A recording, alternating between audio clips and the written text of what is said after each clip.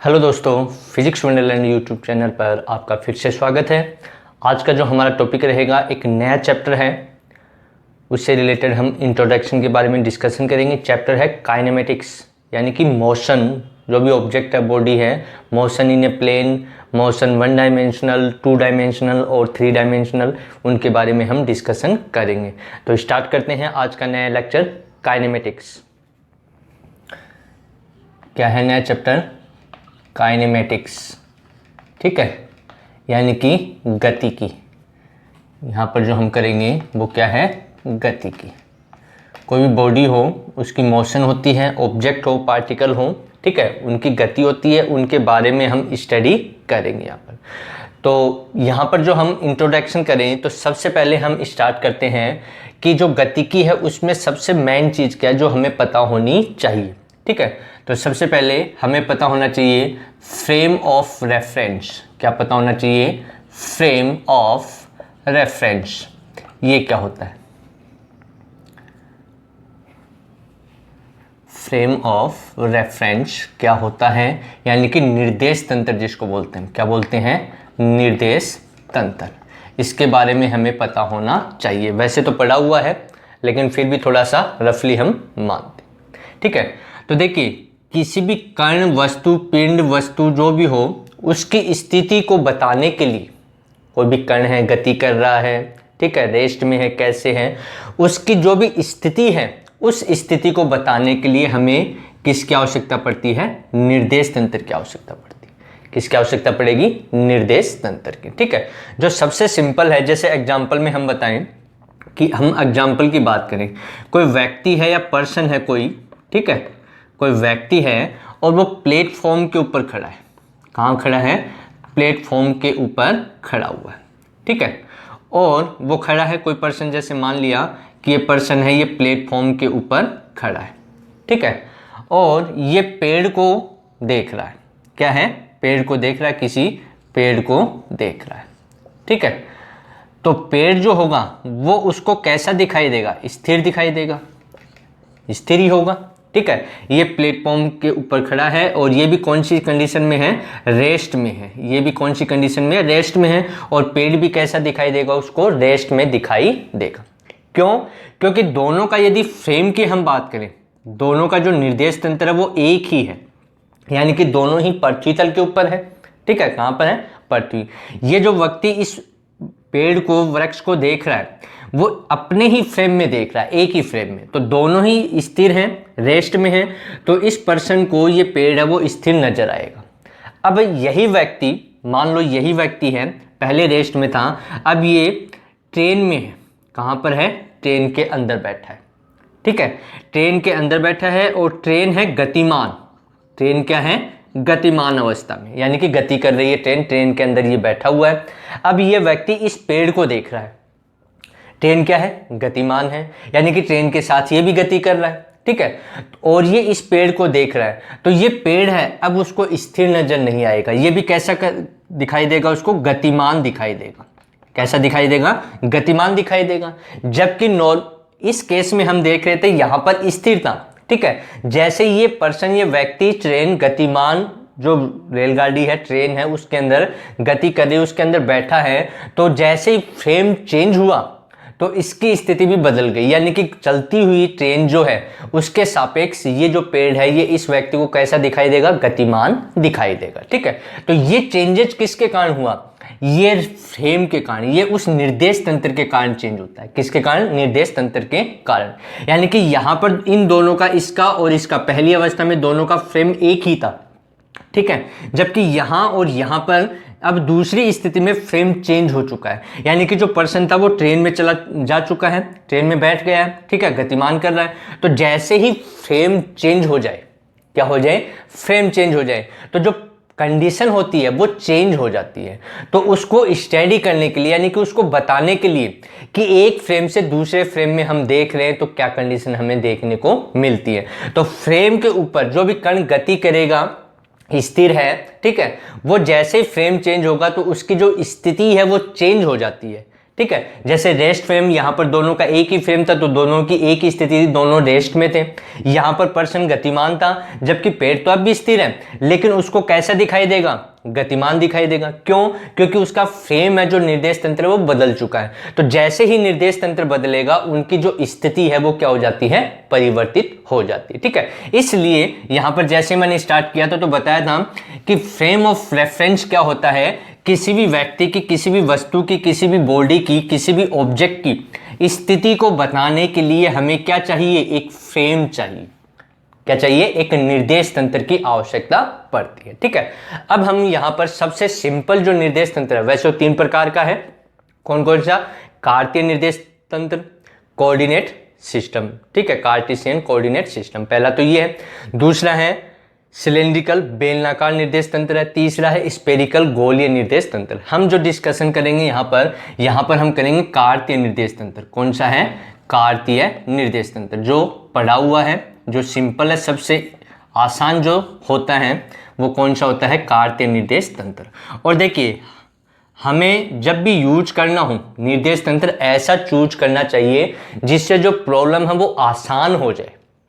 क्या हो जाए? आसान हो जाए। जैसे अभी देखा कि व्यक्ति प्लेटफॉर्म पे खड़ा है और पेड़ भी रेस्ट में और व्यक्ति भी रेस्ट में है, तो उनकी स्थिति, जो मोशन, जो भी कंडीशन है उसको समझाना आसान हो जाता है। जैसे वो ट्रेन में बैठ गया, गतिमान हो गया, पेड़ भी गतिमान दिखाई देने लगा, तो कंडीशन चेंज हो गई, तो वहां पर थोड़ा क्रिटिकल हो जाता है। ठीक है, तो फ्रेम ऐसा चूज करना चाहिए जिससे जो हमें प्रॉब्लम दी गई है उसको सोल्व करना आसान हो जाए। वही हम यहाँ पर भी करेंगे। आगे जैसे जैसे बढ़ते जाएंगे, हम इस चैप्टर में स्टार्ट किया है, जैसे जैसे आगे बढ़ते जाएंगे तो हमें वो निर्देश तंत्र जो लेते हैं, कौन सा, किस कंडीशन में कौन सा फ्रेम हमें यूज करना चाहिए, वो हमें धीरे धीरे समझ में आ जाएगा। ठीक है, तो हम बात कर रहे थे कार्टेशियन कोऑर्डिनेट सिस्टम। ठीक है, कार्तीय निर्देश तंत्र या फ्रेम कह दें इसको। तो देखिए, हमने पढ़ा है कि कार्टेशियन कोऑर्डिनेट सिस्टम क्या होता है, कार्तीय निर्देश तंत्र क्या होता है। एक्स वाई जेड एक्सिस पढ़ी हुई है कि नहीं? मान लो ये है एक्स, ये वाई और ये हो गया जेड। ठीक है, ये इसका मूल बिंदु, ओरिजिन हम मानते हैं। ठीक है, क्यों मानते हैं?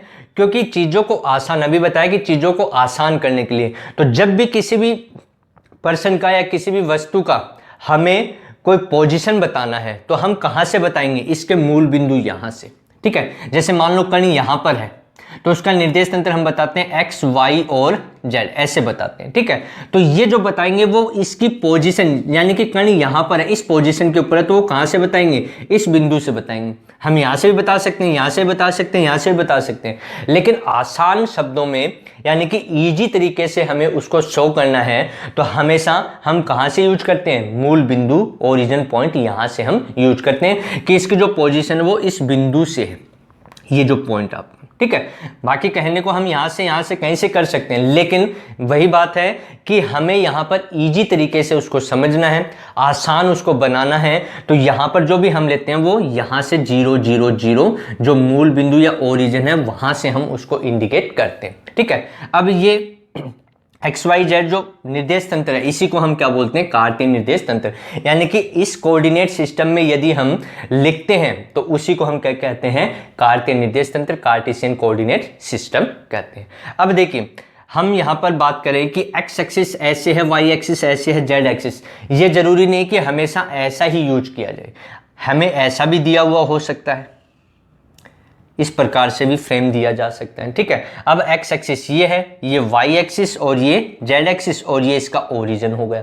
तो जो देखिए कंडीशन अब ऐसी थी पहले, तो कहने का मीन्स है कि हमेशा ये जरूरी नहीं कि एक्स एक्सिस हमेशा इसी डायरेक्शन में चले। ठीक है, याद रखना, ऐसा भी हमें दिया जा सकता है, तो जरूरी नहीं कि ऐसे ही एक्स एक्सिस हमेशा इसी डायरेक्शन में लें, वाई एक्सिस इसी डायरेक्शन में होगा, जेड एक्सिस इसी डायरेक्शन में होगा। ठीक है, 3D कंडीशन है। यहां पर एक चीज और हमें याद होनी चाहिए कि 3D है उसको कैसे हम एक्सप्लेन करें। एक्स वाई को तो हम यहां पर बोर्ड पर शो कर सकते हैं, जेड को कैसे शो करें, तो देखिए इसके लिए 2 कंडीशन बनाई जाती हैं। तो ये एक्स एक्सिस मान लिया हमने और ये वाई एक्सिस, ये इसका ओरिजिन हो गया। तो यहां पर मैंने डॉट कर दिया, यहां पर क्या कर दिया, मैंने डॉट कर दिया। एक कंडीशन तो ये है, ये जेड एक्स को रिप्रेजेंट कर रहा है, एक ऐसे बना दिया। अब कैसे रिप्रेजेंट करेगा वो भी बता देता है। यहाँ पर ये ओरिजिन हो गया, एक मैंने यहाँ पर क्रॉस से रिप्रेजेंट कर दिया, यहाँ डॉट के द्वारा है और यहाँ क्रॉस के द्वारा। तो यहाँ पर ये जेड एक्सिस है, ये भी जेड एक्सिस है, लेकिन कैसे रिप्रेजेंट करें हमें ये पता होना चाहिए। तो देखिए यदि हमें डॉट मिलता है, क्या मिलता है, डॉट, ऐसा हमें मिलेगा, आगे हम जैसे जैसे बढ़ते जाएंगे हमें क्लियर होता चला जाएगा, ठीक है। यदि डॉट मिलता है तो इसका मतलब होता है बाहर की ओर, किधर होता है, बाहर, यानी कि आउटसाइड में, बाहर की ओर।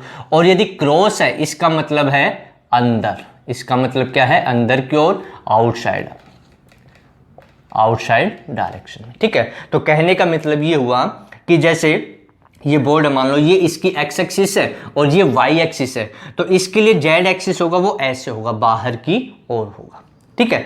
और यदि क्रॉस हमें मिलता है तो ये तो एक्स एक्सिस होगा, जैसे बोर्ड है तो इसका ये तो एक्स एक्सिस होगा, ये वाई एक्सिस, और ये जो अंदर की ओर होगा यानी कि बोर्ड के अंदर की ओर वो जेड एक्सिस। किसमें, जब क्रॉस मिलेगा, जब क्रॉस होगा तब तो अंदर की ओर होगा, और जब डॉट हमें मिलेगा वो तब किधर होगा, बाहर की ओर होगा। तो जरूरी नहीं कि हमेशा हमें जो कोऑर्डिनेट सिस्टम है वो ऐसे ही दिया हुआ मिले, यानी कि ये एक्स एक्सिस होगा, ये वाई एक्सिस और ये जेड, ये जरूरी नहीं कि ऐसा ही हो, हमें इन चीज़ों का पता होना चाहिए, ये बेसिक चीज़ें हैं। तो यहाँ पर हमें ऐसे न दे करके, मान लो ऐसे दे दिया, ये लगा दिया ऐसे, ठीक है, तो इसका मतलब क्या हुआ, इसका मतलब ये कि एक्स एक्सिस तो इधर है, वाई एक्सिस इधर है, लेकिन इसमें जो जेड एक्सिस है वो किधर है, अंदर की ओर। क्यों, क्योंकि यहाँ पर क्रॉस है और क्रॉस का मतलब क्या हो गया, अंदर की ओर। और यदि डॉट होगा तो किधर होगा, बाहर की ओर होगा, ठीक है। तो यहाँ इन चीज़ों को, बेसिक चीज़ें हैं ये हमें पता होनी चाहिए,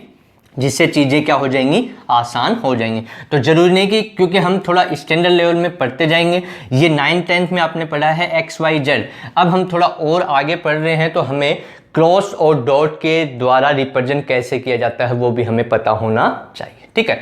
तो ये निर्देश तंत्र हो गया कि किसी भी कोऑर्डिनेट, किसी भी ऑब्जेक्ट को रिप्रेजेंट करने के लिए हमें किसकी रिक्वायरमेंट होती है, एक निर्देश तंत्र की, किसी कण, किसी वस्तु, किसी पिंड को शो करने के लिए एक निर्देश तंत्र की हमें आवश्यकता होगी, ठीक है। अब हम बात करें गति, गति के प्रकार, किसकी बात करें, गति के प्रकार, क्योंकि इसमें काइनेमेटिक्स में हम गति के बारे में ही डिस्कशन करने वाले हैं, ठीक है। अब इसमें भी ये ध्यान रखना, जो गतिकी है इसमें क्या है, इसमें हम पढ़ेंगे कि गति तो हो रही है वस्तु की या पिंड की, ठीक है, गति हो रही है, लेकिन उसका कारण नहीं डिस्कशन करेंगे, कारण हम आगे करेंगे बाद में, ठीक है। तो types of motion, types of motion क्या है, टाइप्स ऑफ मोशन, ठीक है। तो देखिए पहला टाइप है जिसको बोलते हैं एक विमीय, एक विमीय गति, एक विमीय गति, या सरल रेखा में गति भी हम इसको कह सकते हैं। क्या कह सकते हैं, सरल रेखा में गति, ठीक है, सरल रेखा में गति।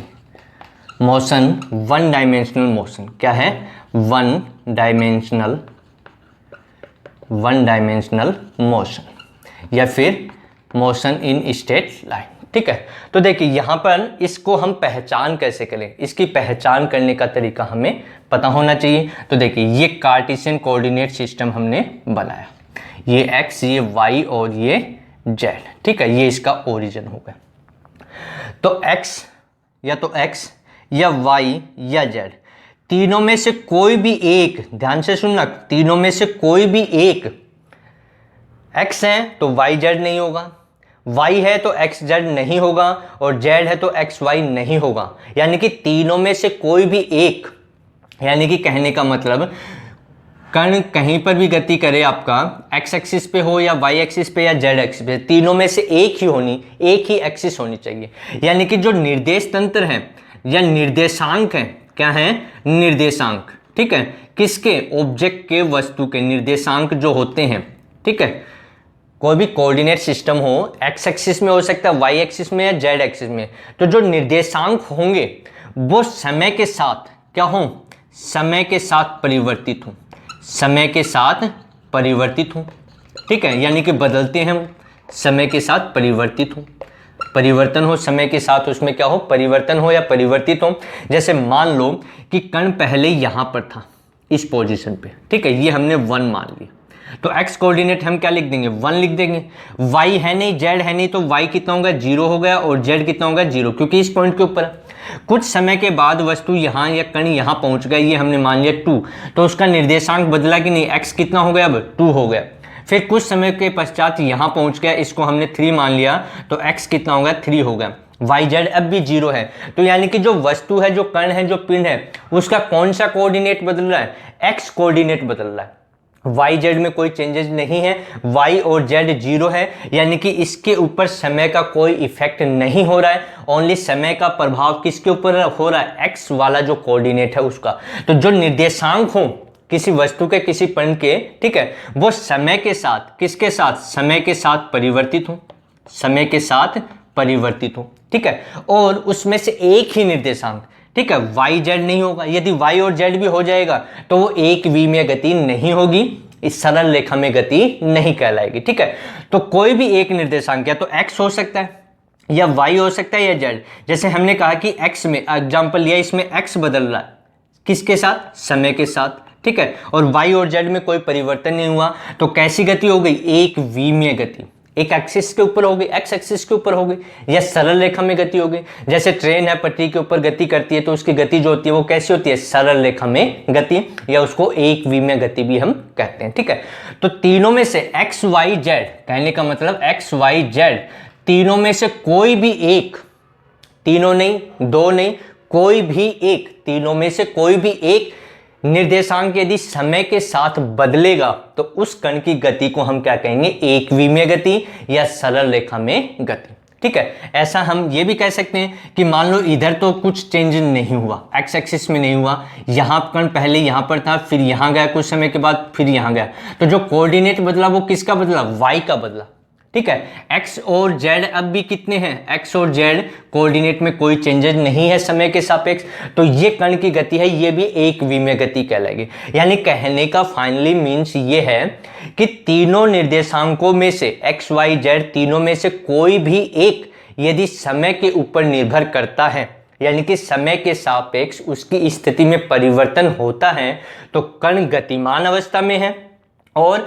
उस कण की गति को क्या कहा जाएगा, एक विमीय गति या सरल रेखा में गति कहा जाएगा, ठीक है। तो ये है वन डायमेंशनल मोशन, एक विमीय गति, ठीक है। अब द्विविमीय गति क्या होती है उसके भी हम यहाँ पर डिस्कशन करें। जैसे एग्जांपल बताएं एक विमीय गति का, ट्रेन की जो गति होती है वो एक विमीय गति होती है, ठीक है। यदि इस पेन को मैं यहाँ से ऐसे गिरा देता हूँ तो ये y एक्सिस के अकॉर्डिंग आएगी, तो एक सरल रेखा में ऐसे गिरेगा, तो ये भी गति कैसी होगी, एक विमीय गति, सरल रेखा में गति इसकी कहलाएगी, ठीक है। अब दूसरा है, दूसरी जो कंडीशन है या दूसरी जो गति है उसको बोलते हैं द्विविमीय, ठीक है। क्या बोलते हैं, द्विविमीय गति, ठीक है, टू डायमेंशनल मोशन, यानी कि सरल रेखा में नहीं होगी, सरल रेखा में नहीं होगी, अब समतल में गति, किस में होगी, समतल में गति, ठीक है।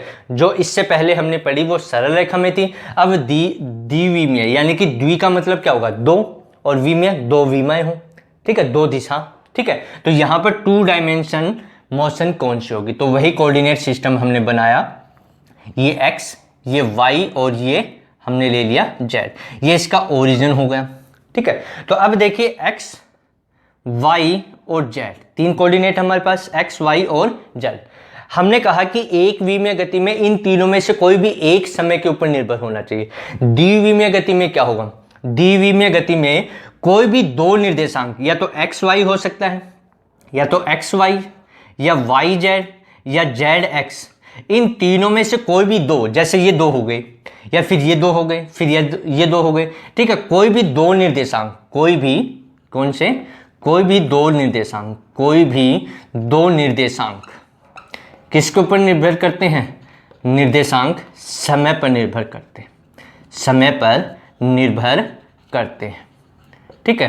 तो उस प्रकार की गति को हम क्या कहते हैं, द्विविमीय गति।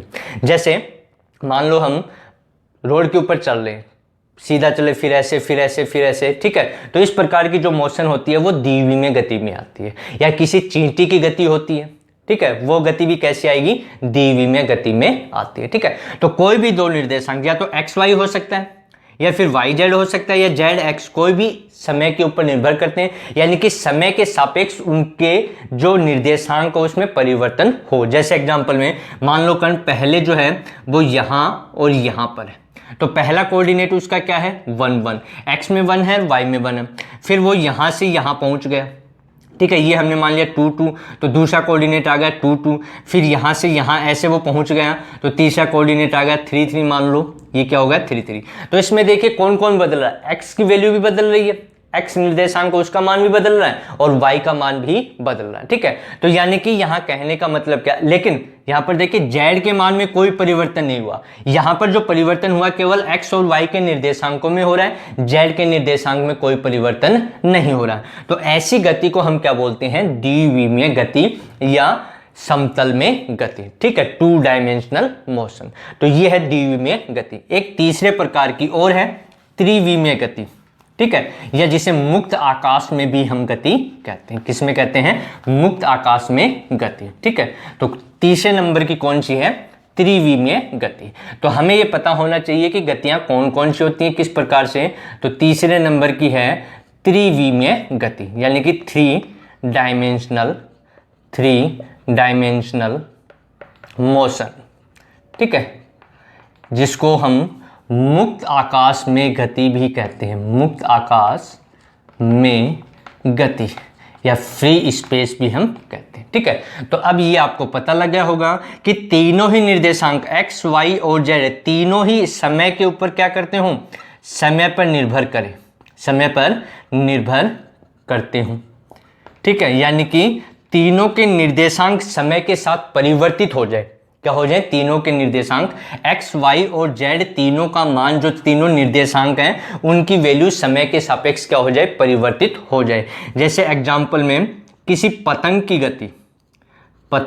गति मुक्त आकाश में होती है, कहाँ होती है, मुक्त आकाश में पतंग की गति। ठीक है, या फिर एरोप्लेन है उसकी जो गति होगी वो भी क्या होगी, त्रिविमीय गति या 3 डायमेंशनल मोशन उसको हम कहेंगे। ठीक है, तो यहाँ पर कहने का मीन्स है कि तीनों ही निर्देशांक एक्स एक्सिस, वाई एक्सिस और जेड एक्सिस तीनों ही समय के सापेक्ष क्या होने चाहिए, परिवर्तित होने चाहिए। ठीक है, समय के सापेक्ष परिवर्तित होंगे तो ऐसी गति को हम क्या बोलेंगे, 3 डायमेंशनल मोशन, त्रिविमीय गति। तो यहाँ आज का जो लेक्चर हमने पढ़ा उसमें हमने पढ़ा गतियों के प्रकार। ठीक है, और भी हैं, जैसे स्थानांतरण गति क्या होती है, घूर्णन गति क्या होती है, उसके बारे में भी हम डिस्कशन करेंगे। लेकिन हमें यह भी पता होना चाहिए समतल में गति क्या होती है, एकविमीय सरल रेखा में गति क्या है, मुक्त आकाश में गति क्या है, उसके एग्जाम्पल क्या है, कैसे उसके बारे में हम पता करें, पहचान करें। ये हमने आज के लेक्चर में पढ़ा। हमने पढ़ा कि फ्रेम ऑफ रेफरेंस क्या होता है, उसका इंपॉर्टेंस क्या है, उसके बारे में भी हमने डिस्कशन किया। तो ये हमारा आज का लेक्चर था। अब इससे रिलेटेड और जो प्रॉब्लम आएंगे हम करेंगे कि यहाँ पर एक वी में गति कर रही है वस्तु या द्विविमीय है, वो कैसी कंडीशन हमें दे रखी है, उसका कैसे क्या पूछा गया है उसके बारे में, जैसे वेलोसिटी पूछ ली, स्पीड पूछ ली, त्वरण, एसिलेशन, इन सब के बारे में हम आगे धीरे धीरे पढ़ते जाएंगे। यदि आपको लेक्चर अच्छा लगे तो लाइक कीजिए और शेयर कीजिए।